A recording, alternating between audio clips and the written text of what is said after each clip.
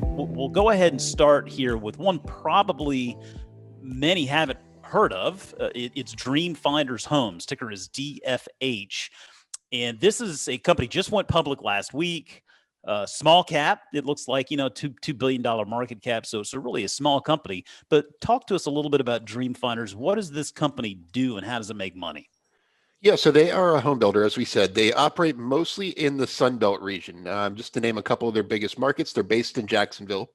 Other big markets are Orlando, Denver, and DC, believe it or not, right near you guys. That's their only kind of Northeast market. If you consider DC the Northeast, I don't know. Given that I'm from South Carolina and moved up here from Georgia, yeah, I kind of do feel like this is Northeast, but I know most people here try to consider it the South still. So we're going to give them the benefit of the doubt and say we're still in the South. Right, but that's the only market it's only one of their major markets that isn't in that Sun Belt area, if that makes sense. But anyway, they were founded in 2008. Like you said, they recently IPO'd. They are the 11th largest private home builder. So they're not a market leader or anything like that, which that's okay. They've sold about 9,100 homes since 2008. So in their 12-year history, 9,100 homes. They IPO'd at a price of $13. It appears that the market likes them because they're trading for about 21 as I write this. They are backed by a company that we cover a lot on the show, Boston Omaha. Oh, yeah. I've mentioned that Boston Omaha has a bunch of minority investments in kind of adjacent businesses. This was one of them. So Boston Omaha owned about 6% of Dream Finders pre-IPO. So this was a nice little windfall for them. But for the Dream Finders business, the reason I really like them and wanted to bring them to people's attention is because they have a very asset-light business model for a home builder. A lot of home builders, like for example, I'm in a D.R. Horton house right now. That's who built my house. Yeah. They bought all of the land in my neighborhood, developed it into homes, and one by one sold them off. It took them about 5 years from start to finish to do it. That's a capital intensive way to be a home builder, to buy a giant plot of land like that, develop a whole neighborhood, and hope that people buy them. Dream Finders kind of uses an asset light business model, meaning that they own options on land, meaning that they have the right to buy land, but they don't actually complete the purchase of the land that they're building on until they have a buyer lined up. Interesting. Which is it's a really capital light business model. The return on equity was over 30% last year because of this. Most home builders are in the teens. Huh. So it's a really interesting business, really rapid growth right now. They grew their revenue 30% year over year through the first 9 months of 2020. I know 2020 wasn't really a typical time in the housing market, but they have grown impressively just for the past few years. So they're one of the fastest growing home builders in the country. They're not a market leader yet, but I could see them getting toward that direction. And I took a look at them a while ago when I heard that was Boston Omaha's home builder investment and really liked them. And I was really glad to see they went public. I'm not one for playing in the IPO market all that much. I think the last recent IPO I bought was Lemonade. Right. And that was the first one in a couple of years.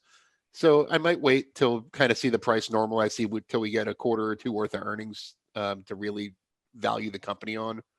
And I want to see how they do in a market that's not 2020. Right. We have all their growth numbers from 2020, but take that with a grain of salt.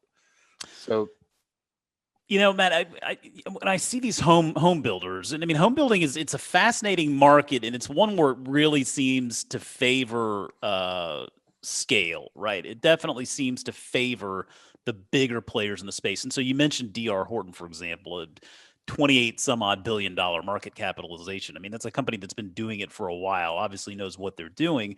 I mean, what is with Dream Finders? I mean, this is a small company. This is a $2 billion market cap business. They don't have a ton of financial resources at their disposal, at least not yet. So, I mean, what are the things that you're keeping your eye on to make sure they're able to continue taking that step to the next level? What are the things we need to be watching to see this company really, to know that they're able to take that step and compete with the bigger players in the space? Well, they've grown a lot through acquisition. That's they're now one of the private home builder leaders in the Charlotte area because of that big acquisition they made last year, for example. So growing through acquisition costs money. Yeah. You want to see that they have a reliable and relatively inexpensive source of funding, which they don't have yet. They funded their last acquisition by getting a term loan from Boston Omaha, actually. So Boston Omaha was a equity and debt investor.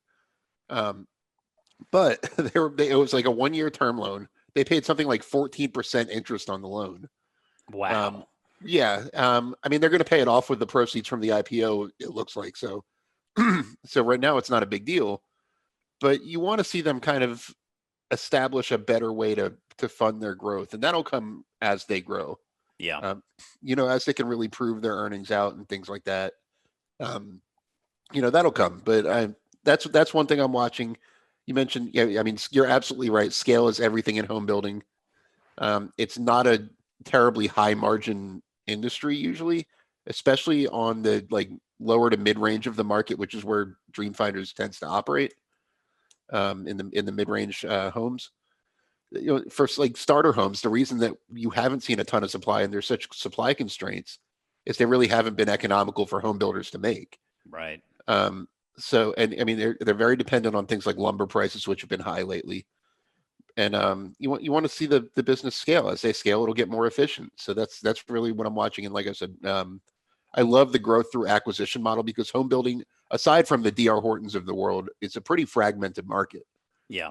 There's a Yeah. lot of smaller regional home builders that they could go after. So I love that strategy, but I'd like to see them be able to finance it a little more efficiently because paying 14% interest is not the way to go. No, I can imagine not.